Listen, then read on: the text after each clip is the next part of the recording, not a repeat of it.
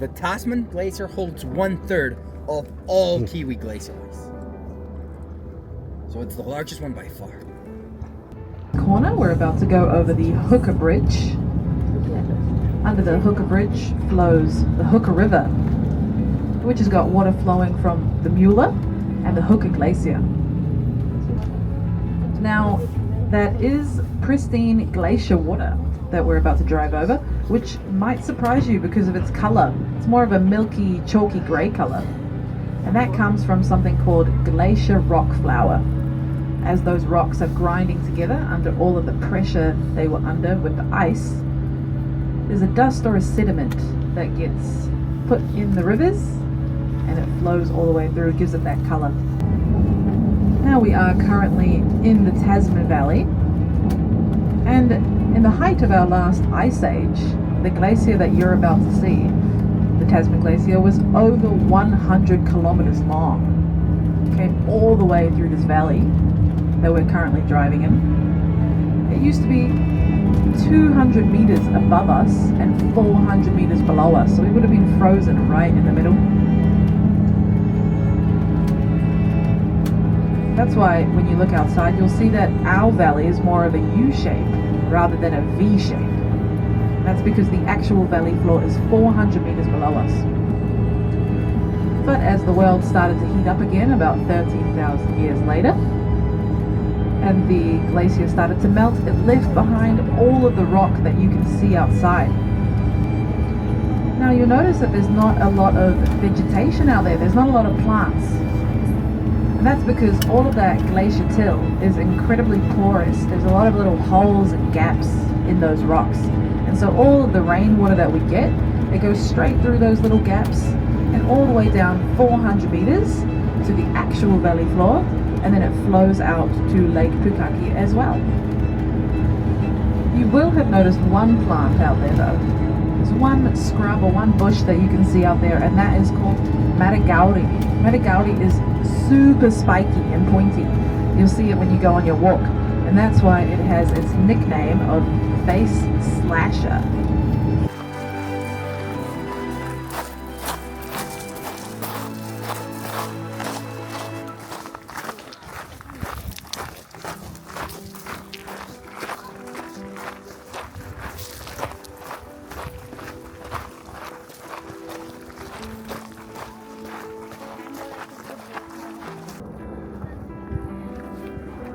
下面的船就是我们去坐的。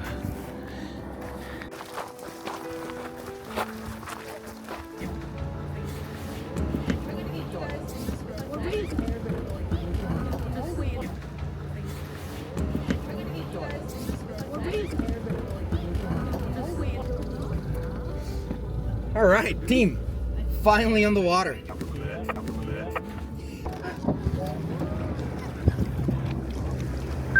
Aoraki being jetty heading center lake out from Lookout.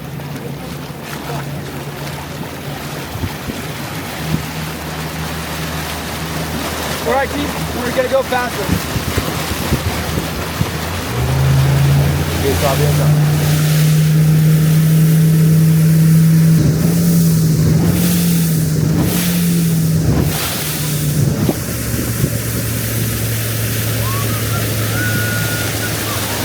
Alright team, once again welcome to the Tasman Lake, welcome to my office.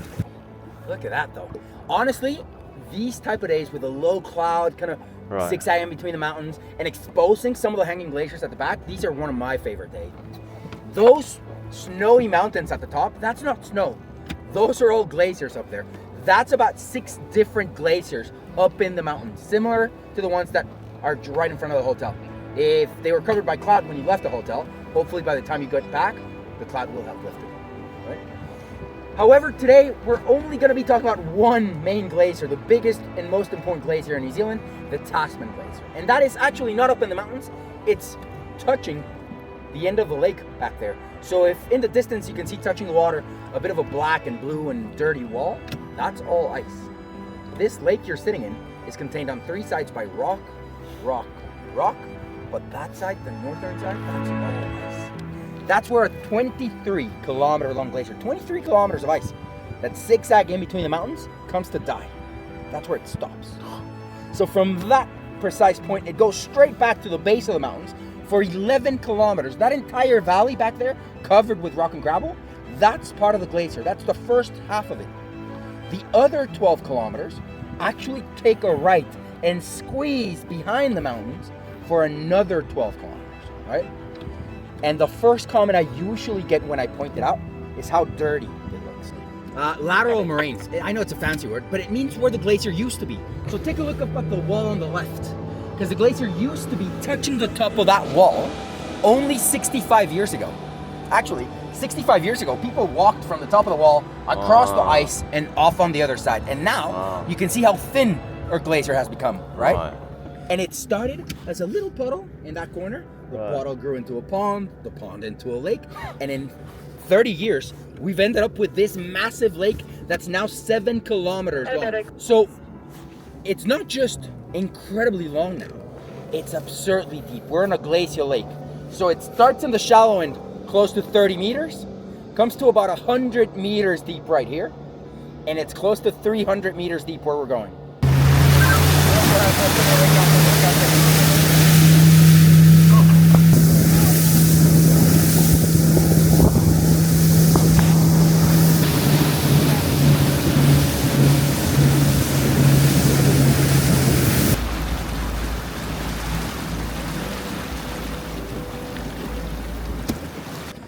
Team, this is an iceberg. Has anyone seen icebergs before? No. Welcome to your first one. Did I hear yes? Yeah. Whereabouts? Alaska. Yeah. I'm guessing the ones you saw in Alaska were pretty white? Yes. Yes. It's a little bit light blue, not like Yes. this blue. Yeah. Well, actually, depending on where you see them in the world, they come in different colors. Iceland and New Zealand have really dirty glaciers, and that's why we get really dirty icebergs sometimes. But we also get the other side of that spectrum. We get the really clean ones as well. Alaska, Greenland, Antarctica, of course, they get mostly white and blue icebergs. So, let's start with the basics. Every piece of ice broke from the glacier and is floating, right? In that sense, it's like a big ice cube. Sure, a little bit bigger than the ones you get back home, and a little bit dirtier, hopefully, as well. But it's floating, and because it's floating, it keeps a small part above the water and a larger part below. So you guys have all heard the expression, the tip of the iceberg. It's true. Ice buoyancy dictates they will only show 10% above the water. There's 9 times that much ice under the water right now. Copy. And the best way to think about it, and I kid you not, is take its total height and try to stack it on top of itself 9 more times. They are massive.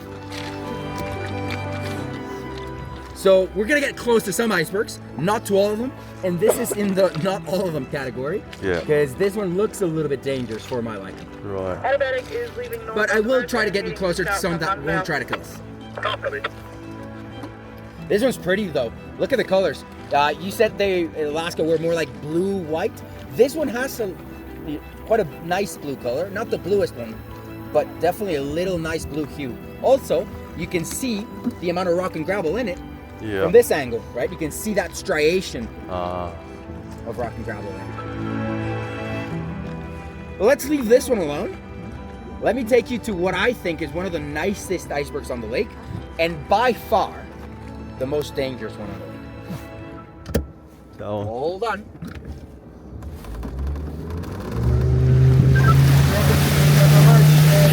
Big flag out.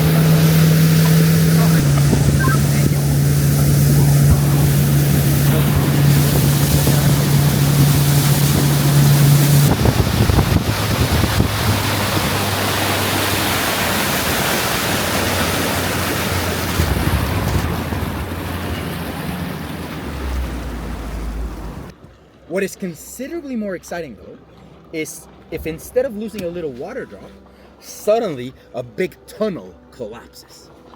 And then instead of losing a little bit of weight, it loses hundreds of tons at the same time, which is roughly what this piece weighs on the left. From that diagonal crack to the left, that's about 500 to 600 tons. Copy. And it's not a matter of if it breaks, it will break. So when this piece falls off, that entire iceberg is gonna have to compensate 600 tons from this corner. So the iceberg's gonna massively do this.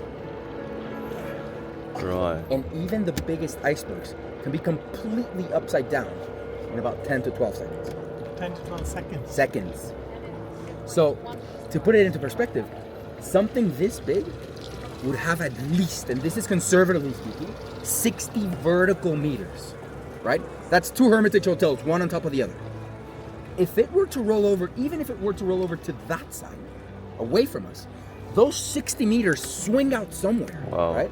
And that would be right here. Actually, to be fair, I'm surprised this iceberg's still standing. Yeah. I thought it was gonna break yesterday, and don't get me wrong, a couple pieces broke right from this part, probably bigger than a house, because the piece that broke was about 300 tons, so about half the size of this corner, and it smashed over to this side. It sprayed out ice everywhere, but it just rebalanced a little bit.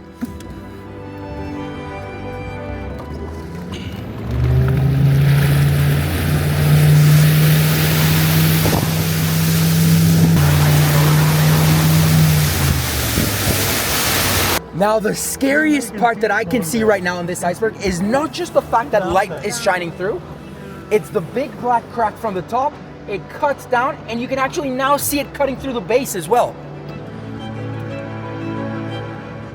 If I was gonna put money on when this iceberg is gonna go, I cannot think, honestly, that it's gonna last another day, particularly as the sun comes out. Yeah.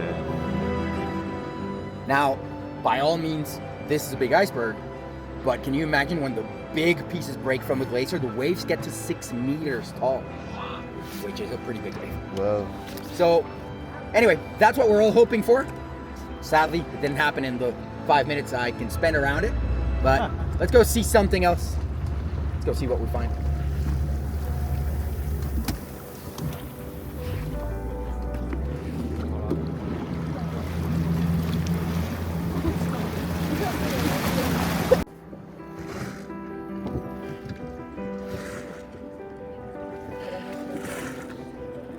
拿手抠快点。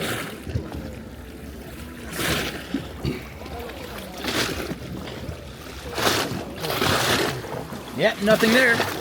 That's how I know if there's ice under the water, by the way. Get this scientific pokey stick and we poke around. Now, before I get too close, I'm just gonna wait for these big waves to smash us, because otherwise it's gonna push us into the ice. But listen to the sound it makes. Because there is a big gap here that the 3-degree water has melted under the ice. And that's why it has created this groove, this gap.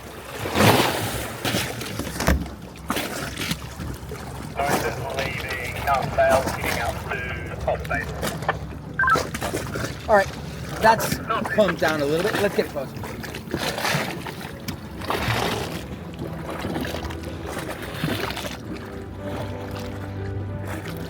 So, Whoa. those are little icebergs. I mean, they're little ice crystals, and I'm gonna pass a lot of ice today. But if you can, pass them around, have a look inside. There's another Here one. you go, mate. You can grab that one. All right. Beautiful individual ice crystals. See this angle. The iceberg is not just tilted. It's already rolled. See that groove? So that is its original thermal notch. The piece on the left was the old 10%. The piece on the right was all underwater 2 days ago. That's the real scale. Copy. For the 10% and 90%. Right there. This is so dangerous right now, but if it smashes and, you know, it could become more accessible and we can get a little closer. Hold on, team. Let's go see what else we find. Here we go.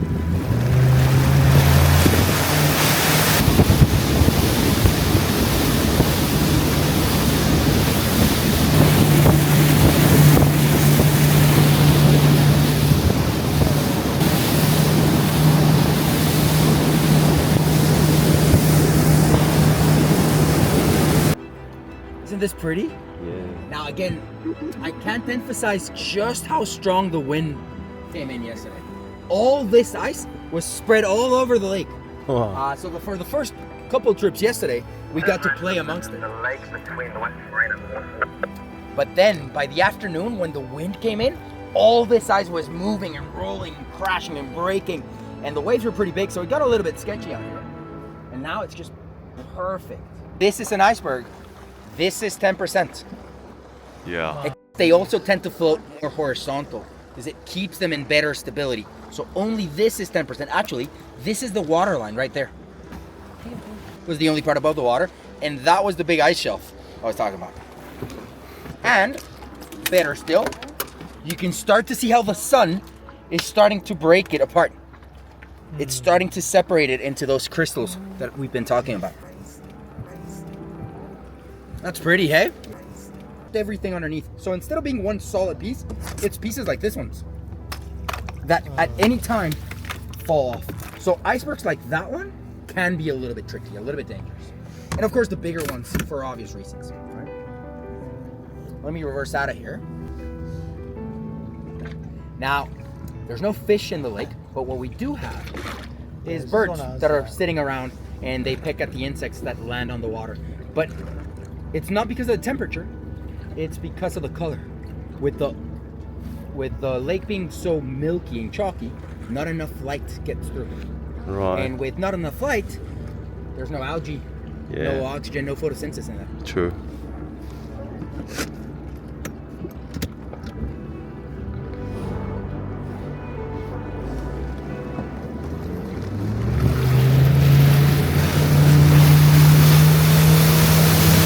From one side to the other, the ice wall over there is 1.5 kilometers wide. 1.5 k's. It's the same distance we walked from the bus all the way out to the lake. Doesn't feel that way. No, not at all. But hey, it's not just a 7-kilometer long lake. Those mountains that now we can see are some of the tallest mountains in New Zealand. So even that wall is being dwarfed by the Tasman Glacier. The Tasman Glacier being dwarfed by the mountains. But look at that wall over there. Because above the water, over there particularly, it sits at about 40 meters tall. That's a 12 to 14 story building above the water. That wall there is taller than the Hermitage Hotel. Wow. Except the glacier is not an iceberg, and therefore it's not floating. The glacier touches the bottom of the lake 272 meters below. You've got 2.5 football fields down underwater. And then some.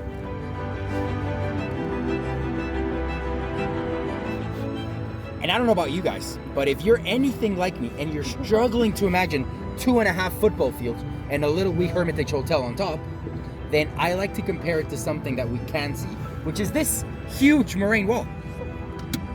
Because the glacier with this wall being 150 meters, you need to double it, put it on top of itself a second time, and that is how gigantic the terminus of the glacier is. We're gonna go a little bit further, see if we can peek behind this one, so you can see a little bit more of the face. Hold on. So, it is disappearing. Remember I said it retreats about 30 centimeters a day? That's actually 150 meters back every year. 4 years ago, that glacier was right here. Right. That's how much ice we've lost in the last 4 years. Wow. And in the next 40 years, it's gonna keep on melting all the way back to those snowy mountains. So from here to those mountains, the first half of it will be gone. Wow.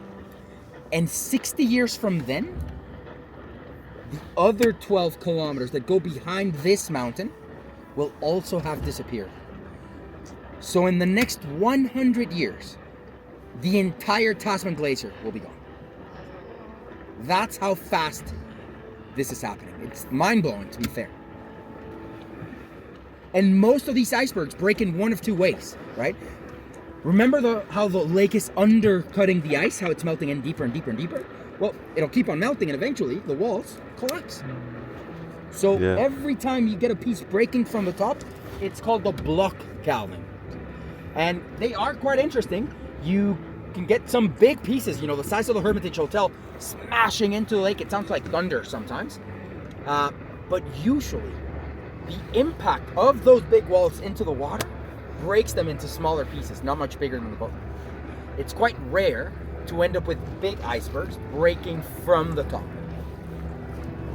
The bigger ones, the big icebergs, I mean, they can only break from underwater, from the 270 meters of ice that go down. Because one thing I need you to remember is, since the glacier at the top breaks more often, because the lake undercuts it, then the top of the glacier breaks like this. It breaks and retreats, breaks and retreats, breaks and retreats, and it leaves behind underwater massive pieces extending out.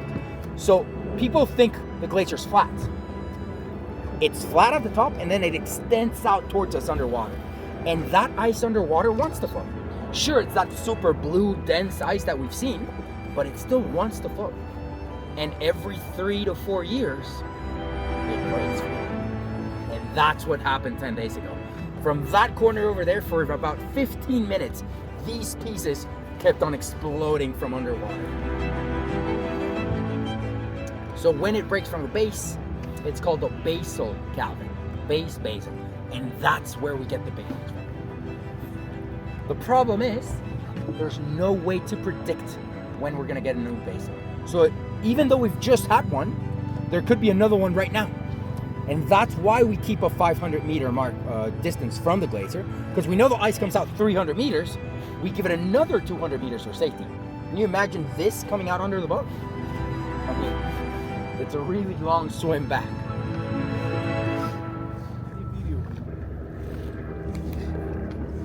But I'll tell you what, folks, this is the nicest day we've had in the last week. Like, it's been windy and rainy and southerly, and now look at this beauty. Jesus. Like, I'm pretty sure we're gonna see Mount Cook on the way back, to be fair.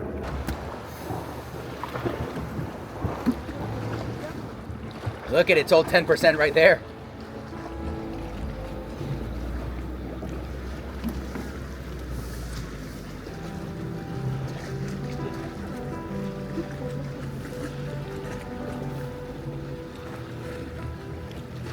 Look how shiny it is from this angle. Wow. Crystal. Let me put it on the other side for a second.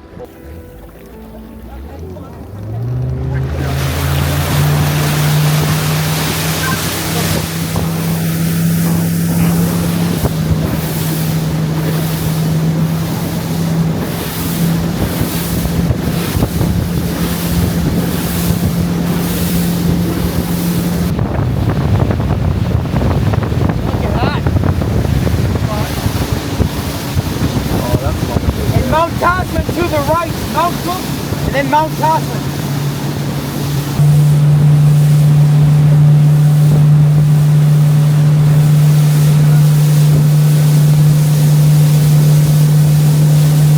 Now look at the mountains.